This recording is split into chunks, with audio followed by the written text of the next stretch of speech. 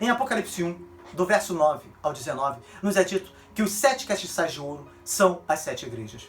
É muito comum, em nossos dias, ouvir testemunhos de pessoas que abrem o peito para dizer que após visitarem alguma igreja, resolveram procurar outra para frequentarem porque Deus não estava lá. São muitas as pessoas que, insatisfeitas com as suas igrejas, saem à procura da felicidade em outras igrejas, por julgarem que há cultos melhores em outros lugares, ou por manifestarem o seu desapontamento com alguma coisa na igreja. Alguns chegam a fazer uma verdadeira salada de frutas. Assim, assiste a pregação em uma igreja, mas sempre que tem oportunidade vão visitar outras denominações por causa do louvor, por exemplo, ou de alguma atividade que tem interesse. São muitas opções, sobretudo nos dias em que a internet nos possibilita provar muitos itens neste cardápio da fé. Nada contra aqueles que gostam de ouvir determinado pregador ou assistir aos louvores de outras igrejas. O problema é a insatisfação de muitos com as suas próprias igrejas e com o fato de que gostam de reclamar, mas não gostam de trabalhar na obra de Deus. Gostam de usufruir do trabalho de outros, que se esforçam em servir a Deus com zelo e dedicação. Mas eles mesmos não seguem o bom exemplo do serviço a Deus e pensam que estão agradando a Cristo quando vivem em busca de um cardápio melhor e não levantam uma palha para levarem o alimento que receberam durante anos a fio a outras pessoas que estão famintas e sedentas pela palavra da verdade. Quando analisamos este texto, percebemos que Cristo compara a sua igreja a um candelabro de ouro, a um candeeiro de ouro. Isso revela o grande valor que as igrejas têm para Deus. As 7 igrejas da Ásia representam todas as igrejas de Cristo ao longo dos séculos, até a sua vinda gloriosa. E embora elas estejam repletas de manchas, elas são comparadas ao ouro. E a luz refletida pelo ouro é a que ilumina este mundo afastado de Deus. E eu pergunto a você, onde você acha que Jesus está? Jesus está no meio das igrejas, que muitas vezes não nos satisfazem. E um bom conselho a você seria, se você busca satisfação e prazer, sem as consequências da dor e do sofrimento, muitas vezes agonizante, você vai precisar sair da igreja. Você e todos os demais membros, já que, num sentido mais amplo, ninguém é igreja sozinho. Igreja é a comunhão dos santos.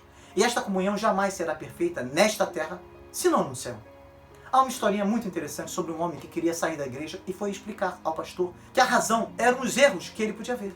O pastor pediu que antes dele tomar essa decisão, ele fizesse o favor de pegar um copo cheio de água e o pastor, depois disso, pediu que ele, em pleno culto, tentasse dar uma volta completa na igreja sem deixar cair um pingo sequer da água que enchia o copo até a boca.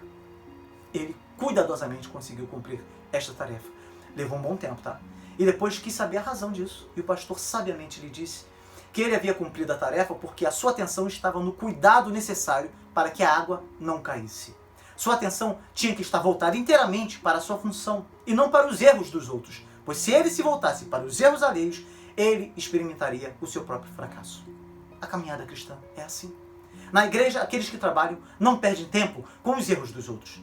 E feliz é o homem que consegue enxergar a trave que traz em seu olho, pois só assim será capaz de tirar o cisco do olho do seu irmão. Como já dizia o saudoso reverendo Antônio Elias, se você algum dia encontrar uma igreja perfeita, não entre, senão você estraga.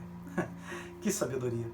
Que os nossos espinhos, os meus, os seus, os de todo mundo, não nos impeçam de desfrutar o prazer de viver em uma igreja cheia de defeitos, pois é assim que somos provados e aprovados. Os são não precisam de médico, disse o nosso maravilhoso Salvador. Que sejamos doentes de amor e de compaixão pelas almas. E na mesma proporção, sejamos imunes à frieza espiritual que tanto assola os nossos dias. Que esta palavra encontre em seu coração um solo fértil, onde ela possa florescer e dar muito fruto, para que você possa se alegrar em ser a igreja que você tanto procura. Fale comigo.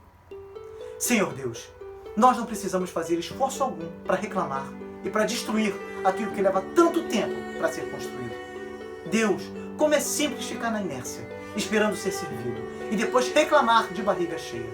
Nós não podemos ser complacentes com o erro, é verdade. Devemos denunciar os falsos profetas e nos manter limpos de toda injustiça. Mas, caso não guardemos a nossa fé, seremos como os que espalham contendas e ajuntam desgraças. Nos ajude a entender o nosso papel em tua igreja. A igreja é tua. Nós somos os teus trabalhadores. E não fomos chamados para sermos os teus consumidores. Que façamos aquilo que fomos chamados para fazer. E que deixemos de procurar somente aquilo que nos agrada, mas que sejamos a igreja que tanto procuramos. para que o Senhor seja exaltado e glorificado em nosso meio. Amém.